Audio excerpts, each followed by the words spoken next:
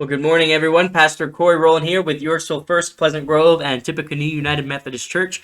And today I have a devotional to share with you, also out of the book of Colossians 2. As we started kind of yesterday, we went on verse 6. I just want to kind of talk about verse 7. Verse 7 kind of continues what verse 6 was talking about. Verse 6 talking about following after Christ and not just accepting Him and then doing nothing else, but it's a continual process. Verse 7, it says, "Let your roots grow down into Him, and let your lives be built on Him. Then your faith will grow strong in the truth you were taught, and you will overflow with thankfulness."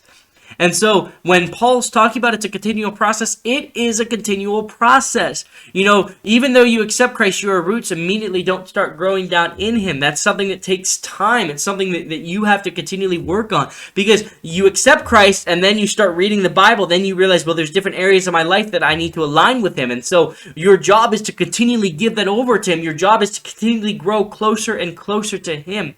We never, ever stop growing in the Lord. In fact, the Bible kind of talks about salvation in kind of like three parts. You know, we are saved when we accept Christ, but we are continually being saved as we get closer and closer to Him, and we will be saved on the day of salvation when He calls us home to heaven. So our salvation is constantly growing. Our salvation is constantly continuing to work in us, and it will not end until we get to glory, because we will not be made perfect until we get to glory. So until that day, your job is to completely turn your life over to Christ. Your job is to continually turn your life over. Your job is to continually seek after Him.